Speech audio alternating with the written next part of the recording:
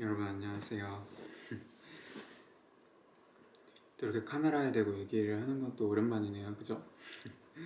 오늘은 제가 이제 종강을 해서 그동안 많은 분들이 정말 댓글, DM, 이메일 등으로 요청을 많이 해주셨던 영어 공부를 어떻게 했는지 그 공부법과 관련된 얘기를 좀 해볼까 해요. 사실 제가 이제 브이로그 위주로 많이 올리고 있지만 제 소박한 목표 중에 하나가 아무래도 전 영어 교육과니까 이 영어 공부와 관련된 얘기를 좀 많이 전달을 드리고 싶었어요. 그래서 유튜브 채널을 개설한 것도 있어서 이렇게 꾸준히 브이로그로 시작해서 이런 것들을 다뤄보고 싶다고 생각을 하고 있었는데 또 마침 제 영어 발표 영상이 감사하게도 알고리즘을 타고 많은 분들께서 시청을 해주시고 관심을 가져주신 덕분에 영어 공부랑 관련된 걸 문의하시는 분들이 되게 많아졌고 이거에 맞춰서 이제 종강도 했고 그래서 이제 영어 공부랑 관련된 얘기를 방학 동안에 좀 많이 해볼까 합니다. 사실 되게 다양한 분야에서 문의를 많이 해주세요. 근데 제가 생각했을 때는 뭐 특정한 공부법 자체 하나를 딱 집어서 소개를 하거나 영어 공부에 있어서 정답은 이거다 이렇게 뭔가 딱 얘기를 하는 것보다는 제가 이제 그 발표 영상에서 보여줄 수 있었던 그 정도의 영어 숙련도를 가질 수 있었던 데에는 사실 역사가 길거든요. 그래서 이 일련의 과정들을 여러분들께 한번 소개를 하고 제가 어렸을 때부터 즉 유학을 했을 때부터 중고등학생 그리고 성인이 되어서 지금까지는 영어 공부를 어떻게 해오고 있는지 그 일련의 과정을 약간 일대기처럼 소개를 하고 이 모든 것들이 통합되어서 나의 영어 실력을 향상시켜 주었다 이렇게 봐주시면 될 것 같아요. 그래서 오늘은 태어난 순간부터 지금까지 어떤 방식으로 영어를 해왔는지를 이렇게 전체적인 큰 그림 느낌으로 한번 소개를 드리고 개괄적인 얘기를 할 것 같다는 말씀을 미리 드리고요. 영어 공부를 처음 시작하게 되었던 계기는 유학을 결심한 이후부터예요. 저는 초등학교 4학년 때 미국이라는 나라로 유학을 가게 되었고 이것이 확정이 되었을 때 결정이 되었을 때 그때부터 영어 공부를 좀 본격적으로 시작을 했던 것 같아요. 제대로 시작했다고 보기는 어렵고 기본적인 그런 흔히 영어 배울 때 하는 그런 첫 단계들을 많이 밟았던 것 같아요. 저 같은 경우에는 이제 엄마가 영어를 가르쳐 주셨는데 집에서 약간 공부방 느낌으로 형이랑 저를 모아두고 영어 표현들 그런 쉬운 표현들 있죠. 뭐 구어체적인 표현들이라든가 그런 것들을 많이 배웠던 것 같아요. 그래서 아직까지도 기억에 남는 장면 중에 하나가 전 시간에 배운 거 복습을 시키면서 저희한테 많이 질문을 하셨는데 영어로 아마도라는 걸 어떻게 말하지? 라고 했을 때 제가 이제 손들고 뭐 maybe라고 한다 이런 식으로 이렇게 대답하고 이렇게 공부를 하다가 정말 맨땅에 헤딩하듯이 유학을 가게 되었는데요. 미국에 있는 텍사스라는 지역에 정확히는 오스틴이라는 곳에 가서 거기서 초등학교 4학년 1년을 보내게 되었는데 제가 가게 되었던 학교는 한국인이 한 명도 없는 학교였어요. 한국어를 쓸 수 있는 상황이 거의 없었다고 봐야겠죠. 유학에 간 이후로 제가 어떤 식으로 생존하기 위해서 노력을 했냐면 영어 자체를 생활화하는 연습을 좀 많이 했던 것 같아요. 집에 와서도 저희는 이제 English Day라고 해서 하루 종일 영어로만 대화를 하는 그런 시간들을 종종 가졌어요. 정말 그냥 영어로만 얘기를 하는 거예요. 싸워도 영어로 싸우고 무조건 그날 하루는 무슨 말을 하든 영어로 해야 했습니다. 부모님께서 그렇게 시키신 건데 제가 돌이켜 생각해 봤을 때 이런 활동을 시키셨던 이유는 집에서도 영어를 말하고 영어를 듣게 함으로써 한국말보다 영어가 더 편해지도록 더 익숙해지도록 하셨던 것 같아요. 그렇게 하다 보니까 제가 일상생활에서 사용하는 그런 말들을 다 영어로 바꿔서 말을 하게 되었고 영어를 또 많이 듣기도 듣게 되었겠죠. 그래서 이런 부분들이 나중에 학교에 가서 제가 그 미국인 친구들과 소통을 할 때도 그런 일상적인 대화들을 제가 집에서 많이 연습을 해봐서 조금 더 이해가 많이 되었던 것 같습니다. 사실 유학이라는 게 저한테 도움이 많이 되었던 가장 큰 부분은 영어에 대한 인풋이 굉장히 많았다는 거예요. 이게 사실 많은 분들이 유학을 결심하시거나 고민하시는 대표적인 이유 중에 하나가 될 텐데 유학이라는 건 아무래도 영어 공부에 있어서 필수적이다라고 말씀하시는 분들이 많으시죠. 저 역시도 그런 생각을 가지고 부모님께서 유학을 보내셨을 거라고 생각을 해요. 근데 유학 자체가 여러분들께 무조건 절대적으로 도움이 된다고는 말할 수가 없고요. 제가 생각했을 때 유학의 좋은 점은 아무래도 영어밖에 사용할 수 없는 환경에 놓이기 때문에 정말 강제적으로 많은 양의 영어를 듣게 되고 말하게 돼요. 이게 특히 한국인들과 단절된 그런 곳으로 유학을 가면 정말 사용할 수 있는 언어가 영어밖에 없기 때문에 영어 실력이 많이 늘 수밖에 없어요. 근데 만약에 유학을 가서도 한국인 친구들과 같이 어울리거나 영어를 생활하지 않는다면 그렇게 많이 늘지 않을 수 있습니다. 그래서 제가 생각했을 때 유학 자체가 영어 조기 교육에 있어서 필수적이냐라고 물으신다면 꼭 그렇지만은 않다는 얘기를 하고 싶어요. 한국에서도 노력을 하면 얼마든지 영어에 많이 노출될 수 있는 상황을 만들 수 있고, 주변에 유학을 갔다 오지 않았지만 영어를 곧잘 하는 친구들을 정말 많이 만났기 때문에 유학 자체가 필수적이다는 아니지만 이왕 열심히 영어에 한번 푹 빠져보실 계획이 있는 분들이라면 그걸 유학으로 하시는 게 정말 많이 도움이 되긴 될 거예요. 얼마나 많은 양의 영어를 내가 흡수하고 그걸 얼마나 많이 사용하려고 노력을 하느냐에 있다는 거, 그게 좀 중요했던 것 같아요. 저는 이 유학이라는 경험을 통해서 영어라는 언어 자체에 대해서 굉장히 많은 관심을 가지게 되었어요. 사실 맨 땅에 헤딩하듯이 유학을 가서 거기서 생존할 수 있을까에 대한 두려움이 굉장히 컸지만 내가 이렇게 해보니까 영어라는 언어가 어느 정도 정복이 가능하네 라는 생각을 하게 되었고, 이때부터 영어에 대해서 좀 많은 관심을 가지기 시작했던 것 같아요. 그렇게 1년간의 경험을 쌓고 한국에 돌아온 저는 솔직하게 말씀드리면 당시에는 굉장히 영어 실력에 대한 자신감이 높은 상태였습니다. 그 당시에 외국인 친구들과 어울리면서 저의 발음이나 이런 부분들이 많이 원어민처럼 개선이 되었었기 때문에 스스로 영어를 굉장히 잘한다는 약간의 자만심에 빠지기도 했었어요. 그렇지만 또 한편으로는 이 실력을 그대로 유지하거나 더 나아지게 하기 위해서는 꾸준한 공부가 필요하다는 생각이 있었고, 특히 저희 부모님께서 그런 생각을 많이 하셨던 것 같아요. 유학 갔다 온 경험이 헛된 경험이 되지 않도록 한국에 와서도 저는 꾸준히 영어 공부를 열심히 했던 것 같고요. 제가 지금부터 말씀드릴 이 공부 방법들이 사실 이 영상의 핵심이라고 할 수 있어요. 그래서 이 부분들을 좀 잘 한번 들어보시면 좋을 것 같습니다. 한국에 돌아와서 부모님이 어떤 영어 공부를 시키셨냐면, 결론부터 말씀드리면 영자 신문 암기라는 공부를 했어요. 타임즈라고 영자 신문이 있는 거 아시죠? 근데 그 당시에 저의 나이나 영어 실력이 타임즈를 구독하기에는 좀 부족했었고, 초등학생 때는 Kids Times, 그리고 중학생 때는 Teen Times 라고 해서 이렇게 어린 학생들을 위한 영자 신문을 구독을 할 수가 있었어요. 그래서 이것들을 이제 매주 한 부씩 받아볼 수 있도록 구독을 해서 1년 365일 빠지지 않고 매일 하루에 길다란 기사 한 개나 아니면 짧은 기사 2개 정도를 암기를 했었습니다. 이렇게 말씀을 드리면 궁금한 점들이 많이 생기실 것 같은데, 암기를 했다는 게 어떤 얘기냐면 정말 덮어놓고 기사의 처음부터 끝까지 제가 모두 다 암기해서 말할 수 있도록 연습을 했어요. 실제로 그걸 부모님 앞에서 이제 외운 걸 암기를 한 걸 테스트를 하기도 했고요. 다소 무식한 방법이라고 생각 드시는 분들도 계실 거예요. 근데 저는 돌이켜봤을 때 이 공부가 정말 지금까지 저의 영어 실력을 쌓아올 수 있었던 데 정말 좋은, 정말 중요한 공부였다고 생각을 해요. 그 이유를 지금부터 말씀 들어볼게요.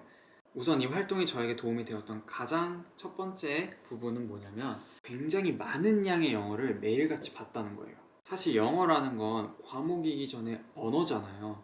그리고 이 언어라는 건 우리 머릿속에 감이 형성이 되어야 그 다음 단계로 넘어갈 수가 있는 분야라고 저는 개인적으로 생각을 하거든요. 굉장히 많은 양의 문장들, 많은 형태의 문장 구조들을 우리가 많이 접해보는 것 자체가 이 감을 형성하는 데 되게 중요해요. 단순히 규칙을 외우고 이걸 문장에 적용하는 그런 연역적인 방식의 공부가 아니라 애초에 많은 양의 문장들을 접해보면서 어떤 것들이 자연스럽고 어떤 것들이 자연스럽지 않은지를 우리가 직관적으로 판단할 수 있는 그런 귀납적인 방식이 조금 필요합니다. 제가 공부했던 영자신문 암기가 정확히 이런 방식의 공부를 할 수 있게 해주었어요. 저는 그 당시까지만 해도 영어 문법이라는 걸 제대로 공부해 본 적이 한 번도 없었는데, 유학을 갔다 오면서 일단 문장 단위로 계속 소통을 하고 의미를 파악하려고 노력을 했던 것과 더해서 한국에 돌아와서도 영자 신문들을 계속 암기하면서 다양한 구조의 문장들을 계속 끊임없이 접해 보니까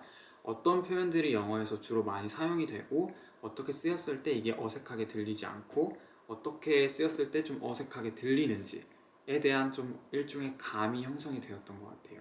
아무래도 정말 많은 양의 텍스트를 리딩을 하다 보니까 자연스럽게 그렇게 될 수밖에 없었던 것 같고요. 이제 고등학교에 진학하면서 처음으로 영어 문법 공부를 시작을 했는데, 그때 제가 문법 공부를 하면서 좀 어려움 없이 규칙들을 많이 습득할 수 있었던 게 이 감이 형성되었기 때문이라고 생각을 합니다. 이거는 이후에 다시 한 번 더 자세하게 얘기를 하도록 할게요. 영자신문 암기가 저한테 주었던 두 번째 장점은 뭐냐면 발음 부분이에요. 아무래도 얘를 암기를 하기 위해서는 각 단어와 문장 단위의 어떤 강세나 그 인토네이션을 알아야 되는데, 그걸 위해서 저는 인터넷 홈페이지에서 제공하는 그 성우분들이 녹음하신 기사의 녹음본을 끊임없이 들으면서 연습을 했었습니다. 그렇다 보니 아무래도 그냥 리딩에서 끝나는 게 아니라 리스닝에 대한 연습도 같이 있었을 거고, 이걸 내뱉어 봄으로써 스피킹에 대한 부분도 같이 많이 다뤄졌을 거예요. 제가 이걸 그냥 암기하고 끝나는 게 아니라 덮어놓고 머릿속에서 이 문장들을 떠올리면서 내뱉는 연습까지 했다고 말씀을 드렸잖아요. 이거는 이제 라이팅이랑도 관련이 되는데, 물론 스피킹의 형태로 연습을 했지만 보고 읽고 발음에만 치중한 게 아니라 그 문장을 제가 직접 주어부터 서술어까지 쭉 떠올리면서 그 문장 구조를 익히면서 암기를 했기 때문에 이게 나중에 라이팅을 할 때에도 많이 도움이 되었던 것 같습니다. 그래서 이게 사실 굉장히 무식하고 좀 비효율적인 방법이라고 생각하시는 분들이 많을 수도 있는데요. 언어는 효율적으로 공부할 수 있는 길이 사실 있나 싶어요. 어떤 방식으로든 많이 접하고 많이 깨닫고 많이 써보고 이렇게 하는 게 더 중요하기 때문에 나쁘지 않다고 생각합니다. 중학교에 올라가면서부터 영자신문 암기를 할 수 있는 절대적인 시간이 부족해지다 보니까 이 활동을 그만하게 되면서 입시 준비를 시작을 했었는데, 저는 중학교 3학년 겨울방학 때 처음으로 영어 문법이라는 거에 대해서 공부를 해보기 시작했어요. 사실 문법이라는 걸 공부를 할까 말까 고민을 되게 많이 했었거든요. 왜냐면 전 이미 감으로 어떤 부분이 어색하고 어떤 게 어색하지 않은지 아는 상태인데, 문법이라는 걸 굳이 또 추가적으로 공부를 할 필요가 있을까라는 고민을 좀 했었지만, 아무래도 한국 입시에서 문법 문제가 비중 있게 출제가 되는 만큼 문법 공부를 한 번쯤은 하고 넘어갈 필요가 있다는 생각을 하게 되었습니다. 학원을 다니면서 영어 문법에 대한 지식을 많이 습득을 하기 시작했는데요. 이렇게 많은 양의 영어를 여태까지 접해 오면서 감을 쌓아 놓으니까 문법 공부가 정말 하나도 어렵지 않았어요. 언어라는 거는 기본적으로 모국어와 외국어로 나뉘죠. 우리에게 영어는 외국어이고요. 그런데 이 외국어를 정말 외국어를 공부하듯이 습득을 하시면 외국인의 수준에 밖에 머무를 수 없다고 생각하거든요. 우리가 한국어를 어떻게 배웠는지를 생각해보면 영어를 어떻게 공부해야 될지도 알 수 있을 것 같아요. 문법에 대한 공부를 막 시작하시기 전에 정말 기본적인 규칙들 있죠. 뭐 과거형에는 어떻게 바뀌고 뭐 시제는 어떤 시제가 있고 이런 것들은 좀 이해를 하시는 게 중요하지만, 그 이상의 고차원적인 문법 규칙들은 너무 이른 시기에 공부를 하시는 것보다는 최대한 많은 문장들을 접하면서 이게 어떤 의미를 가지는지 그것부터 먼저 좀 감을 쌓으신 뒤에 나중에 이런 감이 형성된 상태에서 문장들을 보면서 아, 이게 이런 규칙이 적용돼서 이렇게 되었던 거구나 하고, 이후에 내가 감으로 분류하던 그 문법성들의 규칙을 나중에 부여를 해주는 거예요. 그 원래 저희가 문법 규칙을 배울 때 그래서 이걸 왜 쓰는 건데? 이 규칙 우리가 왜 배워야 되는데? 라는 의문을 되게 많이 가지잖아요. 근데 이렇게 감을 먼저 쌓은 뒤에 규칙을 배우게 되면 아, 그때 내가 봤던 문장이 어색하게 느껴졌던 게 이런 이유 때문이었구나 라고 기존의 감으로 알던 것에 규칙을 부여하면서 조금 더 탄탄한 기본기를 형성하는 데 도움이 될 것 같아요. 그렇게 하고 이제 고등학교에 올라간 저는 입시를 위한 공부를 계속했던 것 같아요. 이 부분은 사실 의미 있는 공부를 했다고 말씀드리기가 어려운 게, 그냥 계속 내신 공부하고 모의고사 풀고 EBS 공부하고 이런 식으로 공부를 했었습니다. 이거는 입시 뭐 수능이나 내신과 관련된 공부법이기 때문에 이 영상보다는 이후 영상들에서 조금 더 디테일하게 다뤄보도록 할게요. 서울대학교 영어교육과에 진학한 이후에 저는 제 영어 실력에 대한 어느 정도의 자신감이 있었지만 이 학과에서 과연 내가 영어로 살아남을 수 있을까라는 고민을 굉장히 많이 했습니다. 실제로 한국형 입시에 많이 적응이 된 상태였고 수능 어휘들 이상의 그런 고급 어휘들에 대한 공부를 하지도 않았을 뿐더러 외국인과 대화를 해보거나 이랬던 경험이 너무 옛날이라서 진짜 영어다운 영어를 잘하는 학생이다라고 볼 수 있을까라는 스스로에 대한 그런 의문들을 많이 가졌던 것 같아요. 그렇지만 대학교 1, 2학년 때는 그 전공 수업들을 따라가기 바빴기 때문에 추가적으로 영어 공부를 더 많이 해볼 수 있는 그런 기회가 좀 없었던 것 같아요. 그렇게 대학교 1, 2학년을 보내고 나서 저는 이제 군대에 가게 됩니다. 군대에 가면서 제가 영어 공부를 좀 열심히 해야겠다라고 많이 다짐을 했었는데 이때 제가 가졌던 목표가 3가지가 있어요. 첫 번째는 발음에 대한 부분이었어요.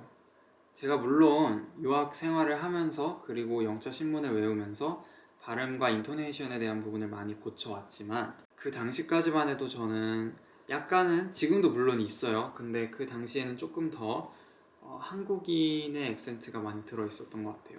실제로 학교에서 회화 수업을 하거나 전공 수업을 들으면서 그런 원어민 교수님과 피드백을 진행하면서 약간은 인토네이션이나 이런 게 약간 2% 부족한 그런 느낌이 있었거든요. 그래서 이걸 좀 해결하고 싶다. 정말 딱 들었을 때 한국인이 영어를 잘하는 수준이 아니라 와 진짜 쟤 외국인처럼 말해 라는 말이 듣고 싶은 거예요. 그래서 이 부분을 좀 개선을 하기 위한 게 제 첫 번째 목표였고요. 두 번째 목표는 뭐였냐면 일상생활에서 그런 원어민다운 표현들 있죠. 그런 구어체적인 표현들 원어민과 대화를 한 지가 너무 오래됐고 너무 옛날이었기 때문에 그런 일상생활에서 사용할 수 있는 그런 효율적인 근데 내가 한국인들이 쉽게 생각해내기 어려운 표현들을 많이 공부를 해보고 싶다. 이것도 역시 영어다운 영어를 잘하고 싶다는 마음에서 비롯되었던 두 번째 목표였습니다. 그리고 마지막으로 세 번째 목표는 전공 과목들을 공부하면서 영어로 글 쓰고 영어로 말하고 이런 일들을 많이 접하다 보니까 입시 수준이 아니라 정말 영어다운 영어를 위한 고급 어휘들을 많이 공부를 해보고 싶더라고요. 그래서 이 3가지 목표를 가지고 군대에 들어가게 됩니다. 처음 2개의 목표는 미드 보는 걸로 해결했어요. 어떤 미드를 봤냐면 일단 프렌즈 또는 뭐 리버데일, 굿플레이스, 브루클린 나인나인 이런 좀 일상적인 것들을 많이 봤어요. 의학 드라마나 법정 드라마 같은 것들은 일상적인 표현들을 배우기에는 적합하지 않을 것 같다는 생각이 들어서 자막 없이 볼 수 있는 그런 일상적인 미드들을 많이 시청을 했던 것 같아요. 얘를 어떻게 공부를 했냐면 일단 발음을 개선하기 위해서는 기회가 있을 때마다 그런 발음들을 따라해 보려고 노력을 했는데요. 제가 정말 재밌게 생각하는 그리고 여러 번 돌려볼 수 있을 것 같다고 느낀 그런 드라마를 하나 골랐어요. 그게 저한테는 프렌즈였고요.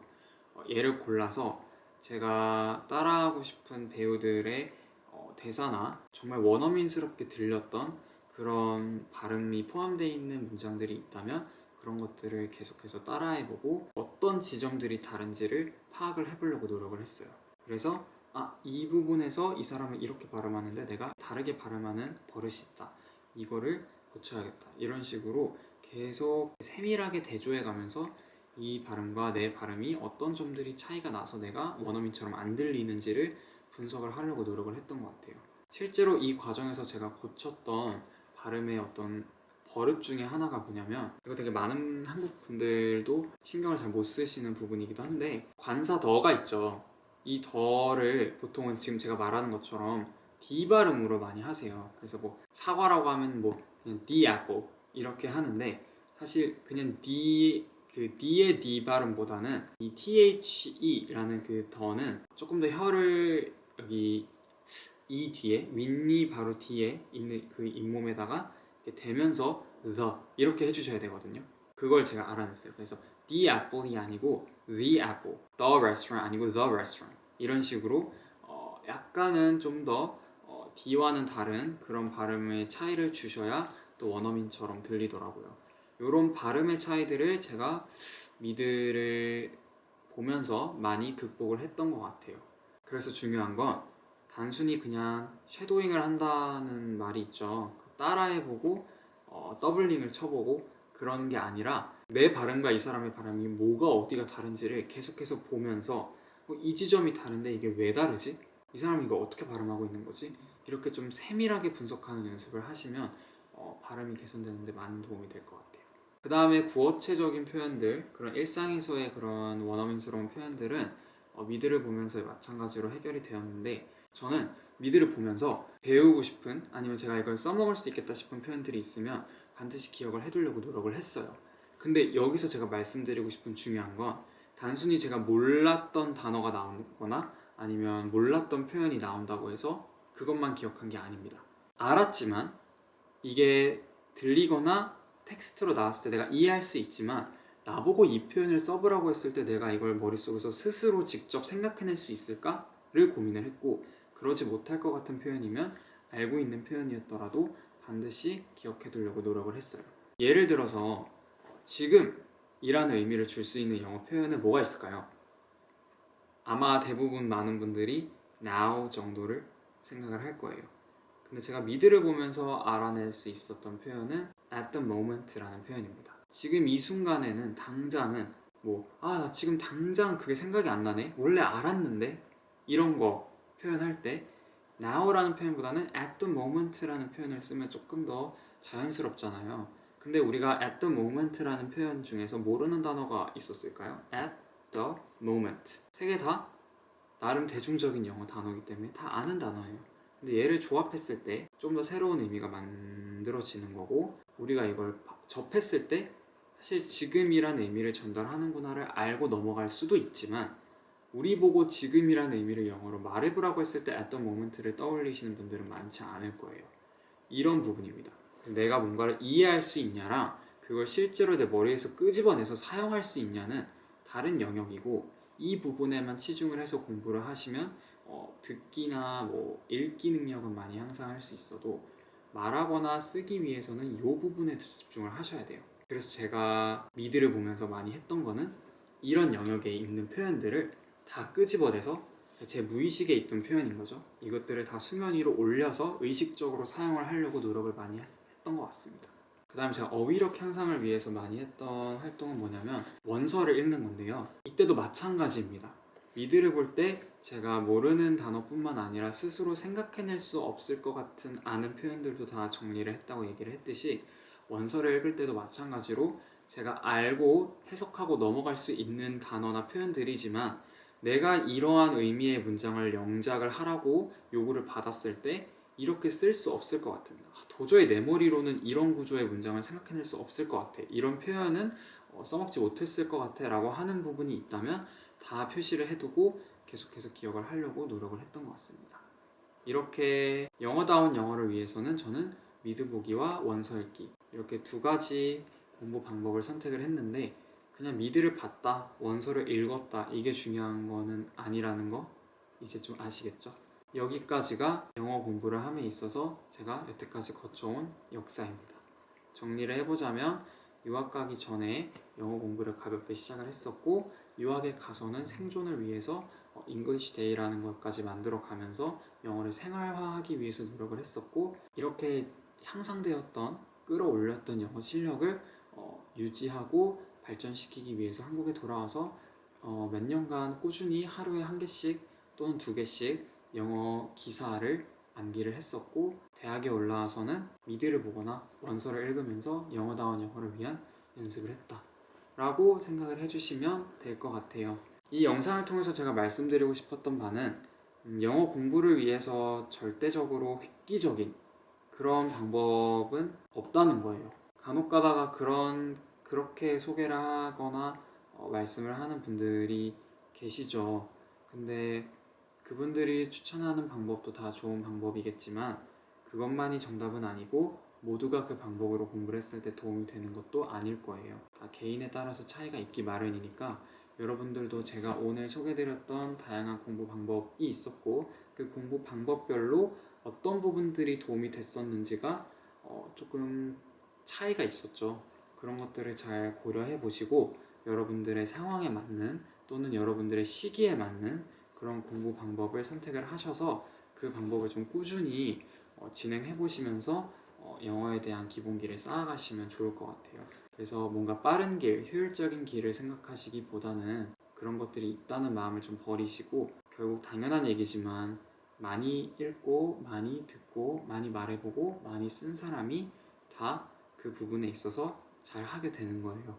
그래서 뭔가 빠르게 영어 실력을 올리고 싶다는 마음보다는 많은 시간과 노력을 투자해 보시는 게 좋을 것 같아요. 그래서 오늘은 이렇게 영어 공부를 제가 살면서 어떻게 해왔는지 그 역사를 한번 소개를 드렸고요. 이 모든 것들이 모여서 그때 발표 영상에서 보셨던 정도의 영어 숙련도가 나올 수 있었던 것 같습니다.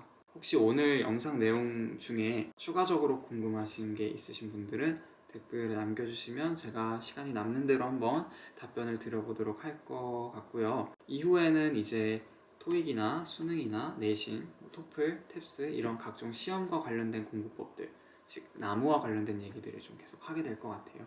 그래서 오늘 영상은 그거에 대한 일종의 큰 그림, 개관이었다 이렇게 이해를 해주시면 좋을 것 같습니다. 긴 영상 시청해주셔서 정말 감사드리고 여러분 저는 그럼 다음 영상에서 또 뵙도록 할게요. 안녕!